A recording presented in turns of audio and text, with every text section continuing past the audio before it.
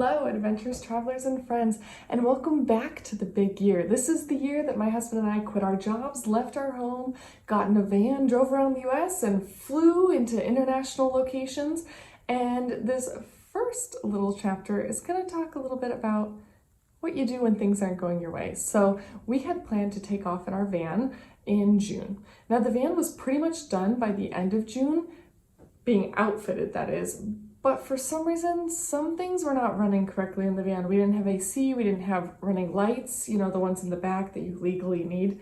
And it just needed to be fixed because it wasn't safe to take it on the road.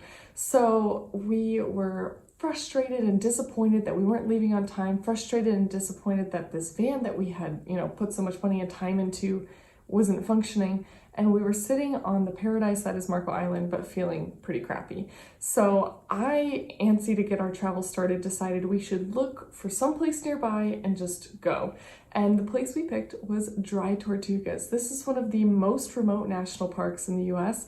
And it wasn't too far from us, being, Key West was the takeoff point. So we decided to get in our Honda CR-V and drive around the corner and check out this beautiful island location. The day started before sunrise because we had to board and check in by 7 a.m. The ferry terminal wasn't too hard to find, but parking can always be a problem, so we tried to find a hotel nearby. Check-in was smooth and simple, and soon we were all aboard.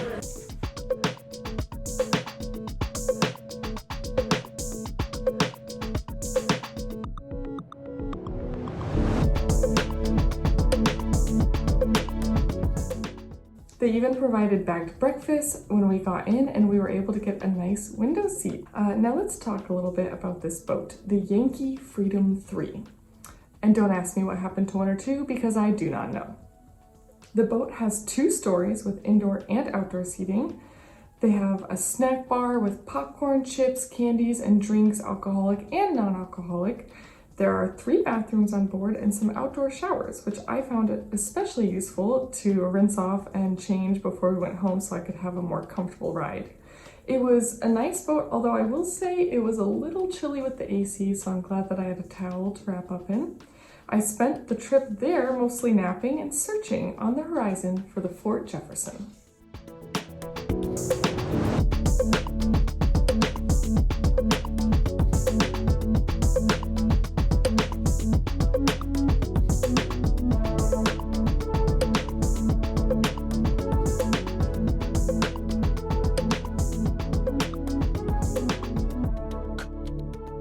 We made it! We're here on Dry Tortugas National Park. It was a 2.5-hour journey from Key West, which is part of the reason why this isolated national park is one of the least visited in the United States. But I'm really excited to be here. It's the edge of a Great Barrier sort of reef from Miami all the way down to here, so I'm hoping to see some corals and some sea life. It also has this huge Fort Jefferson behind me that I'm gonna go take a look at, and there's a talk that the guides from our boat is having to give us a little more information about the fort. So I'm gonna go do that now, and then I hope to explore later. The Fort Jefferson pretty much takes up the whole island of Dry Tortugas, which is 100 square miles. This fort was one of the few good crossing points to avoid the barrier reefs, and it became a defense point after the War of 1812. It's essentially designed to be a massive gun platform to destroy any passerbys, and if the guns didn't get them, the warships harbored there would. But currently the fort is a lot less sinister. It's a national park with the normal national park amenities like a visitor center, campgrounds, gift shop, and that sort of thing. And the fort is fully open for exploration.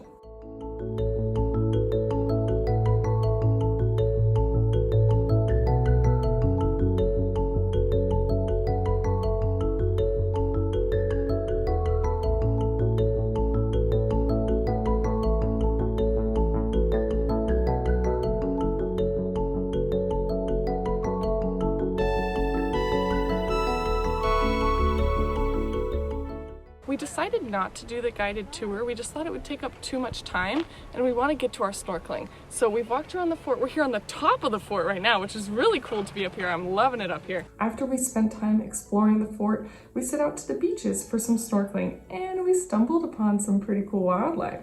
So I'm walking along this path to go snorkel, and I hear rain because it's been kind of raining a little bit, and it's just a ton of rain, but like I'm feeling nothing. I'm like, what is that noise? What is going on?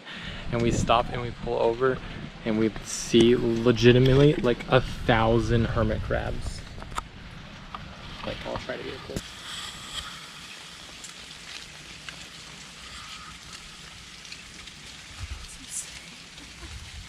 That giant one over there, Michael. I think there's just a billion of them right here. Did you see the big one? Oh yeah, I saw that one earlier. I loved seeing those crabs, and I was really hoping to see some more underwater animals, especially since Tortugas means turtles. I thought maybe I'd see some cool things.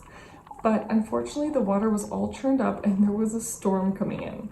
The lightning was hitting so close and the thunder was so loud that people would scream when it struck.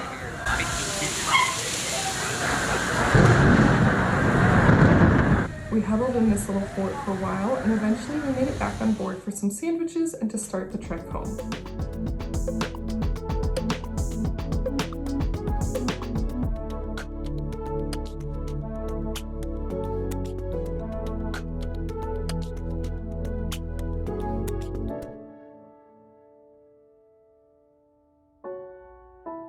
As far as national parks go, this one is definitely a little more expensive and difficult to get to. I don't want to give a price in this video because I know prices can change, but I'll put a link below for the tour that we went on so you can see what they are currently and what their dates and information is like on their website. And I will say this is not how we intended to start our big year, but it was a good start, and it was one of many national parks that we ended up visiting in that year. We absolutely loved the experience of national parks, and as you saw, I have that little book that I put the little stamp in so I could keep track of all the national parks that I visited. So if you go check this one out, I want to hear about your experience too. Tell me in the comments below, and feel free to subscribe to hear more about my current and past adventures. But as always, thanks so much for watching. Bye, travelers. Step 1, wake up early, gonna rise with the sun.